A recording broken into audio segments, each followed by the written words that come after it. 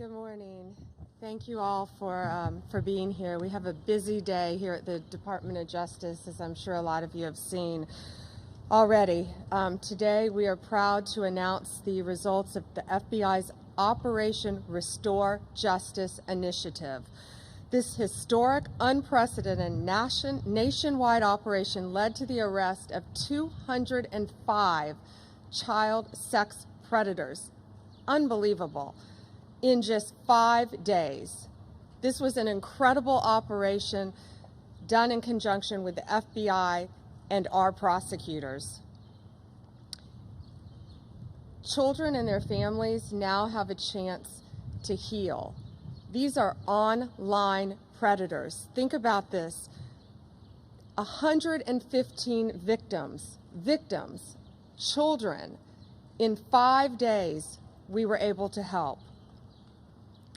This kind of work takes a toll on the FBI agents and the prosecutors who are doing this every single day. They are working tirelessly online, dealing with the dregs of our society, the worst of the worst, the people that hide behind a computer and target our young children every single day. Our law enforcement, our prosecutors, sit there and deal with this every day to get these monsters off the street.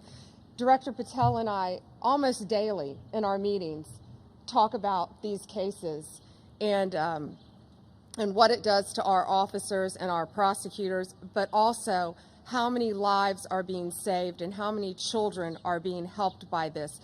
Director Patel is going to get into the specific cases with you in a minute, but what I will tell you is these depraved human beings, if convicted, will face the maximum penalty in prison, some life. We will find you, we will arrest you, and we will charge you. If you are online targeting a child, you will not escape us. The FBI and the Department of Justice will come after you, and we will prosecute you. Parents, you have to know, this is so serious. Your child has no right to privacy on the internet. None. You have to monitor what your kids are doing, whether they're playing games on the internet, on social media, any other websites that children, teenagers frequent, an online predator can find them. I always say it's from instant message to instant nightmare. Parents, they're talking to your kids like they're other children, and they're not. They're predators. They pose as children. They get them sometimes to post explicit pictures of themselves after they talk to them. And then in some cases, they even try to blackmail the children.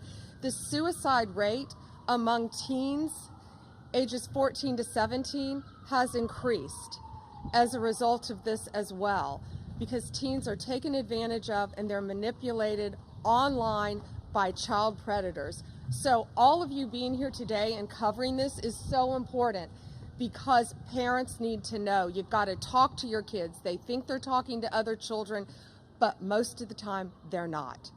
Director Patel, thank you. First and foremost, to the Department of Justice under General Bondi's leadership and all its components, because of your courage, we are here today protecting our most vulnerable, our children. Thank you, General Bondi. Thank you to so many of your colleagues here today that do this work tirelessly day in and day out and never get a moment's thanks. We should acknowledge all of them today. As the FBI director, I'm humbled to lead some of the bravest men and women in law enforcement, and I want to thank our 55 field offices, our 90-plus United States Attorney's offices, our CIOS section, our CRIM division here at the Department of Justice, and our field offices throughout the country with lawyers and prosecutors and agents working tirelessly on some of the harshest criminality we've ever seen. They don't take breaks because our children deserve a free and open society. I also want to just take a moment to emphasize the priority of this Department of Justice and this FBI. Our children. If you harm our children, you will be given no sanctuary. There is no place we will not come to hunt you down. There is no place we will not look for you. And there is no cage we will not put you in should you do harm to our children. The prioritization of this administration and General Bondi has made it abundantly clear to child predators. you will be hunted down and you will be prosecuted.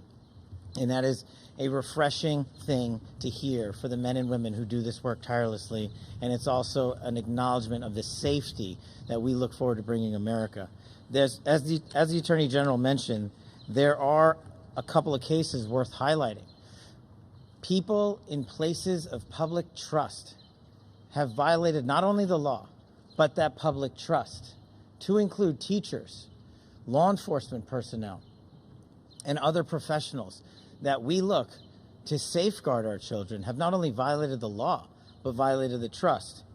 In Minneapolis, defendant Jeremy Francis Plonsky, a Minneapolis state trooper and former Army reservist, was arrested for producing child sexual abuse material while in uniform. Not anymore. In Norfolk, Virginia, defendant Jose Alexis Valdez Sosa, an illegal immigrant from Mexico, again, allegedly arrested for transporting a minor across state lines. No more.